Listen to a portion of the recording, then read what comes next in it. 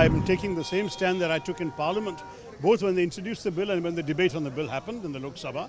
And I can tell you, I consider this morally and constitutionally wrong. There is a pure communal message, a dog whistle as they say, a whistle to some people saying your communal agenda is what we are pursuing. I will say to you that I am fully in support of the decision of the India Alliance's Indian Union Muslim League to go to the Supreme Court against this. It's very petty communal politics. It's a dog whistle to people whose mentality is communal and they want to polarize voters of that stripe. It's not acceptable to us.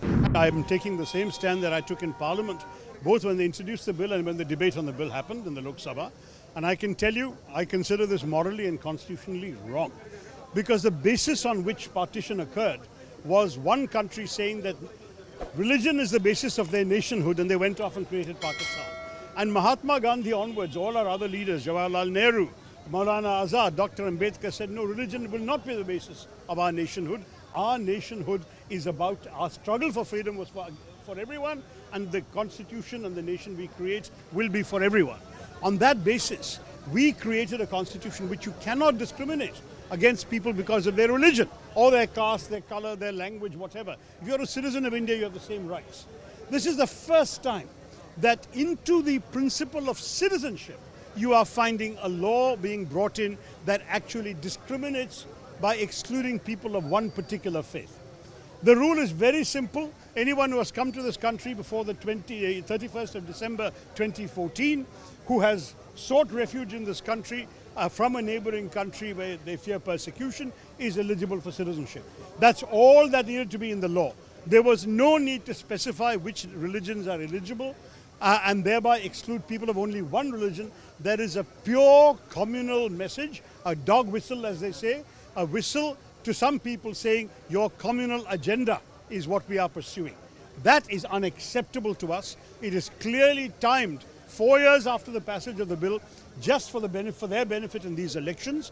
And I will say to you that I am fully in support of the decision of the India Alliance's Indian Union Muslim League to go to the Supreme Court against this. And I must say, if the India Alliance and the Congress Party come to power, we will withdraw this provision in the law beyond any shadow of a doubt. It's going to be in our manifesto. We will not support introducing religion into our citizenship and into our nation's life. This is wrong, and we certainly should not tolerate it in the interests of our country. Online portal given to for applying for citizenship. So just a few days before the election announcement. Oh, it's definitely connected to the election, no doubt about that. This is all in order to get a certain polarization of the electorate and to show that Muslims are somehow to be treated differently in our country.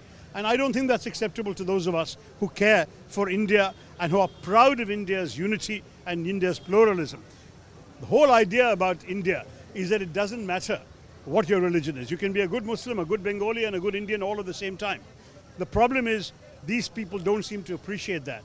Here in Kerala, we have a long and respectable tradition of honoring and welcoming people of other faiths. The Jews came here 500 years before the birth of Christ. They were welcomed.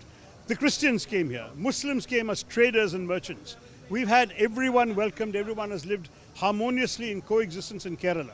We cannot possibly accept any rule that leaves out people of one religion. It's not acceptable to us. The Chief Minister has said that this will not be implemented in the state and we have passed a resolution. Yeah, I'm a little puzzled by that because I'm not aware of any pending cases in the state. This is not a matter for the state, it's a matter for the Home Ministry in the central government. Those who have arrived before 2014 have applied for asylum. They've normally had to go through a very long wait, partially because India does not have a refugee and asylum law, which I have been clamoring for the last 15 years. But anyway, they've been a long wait. Under the CAA, there will be fast-track citizenship for those who've been seeking refuge from neighbouring countries. That's a very good principle. Those who are fleeing the neighbouring countries, who fear persecution there, on any grounds, should be given asylum in our country. And I would have welcomed this law. But the moment you say people of one religion are excluded, what does that mean?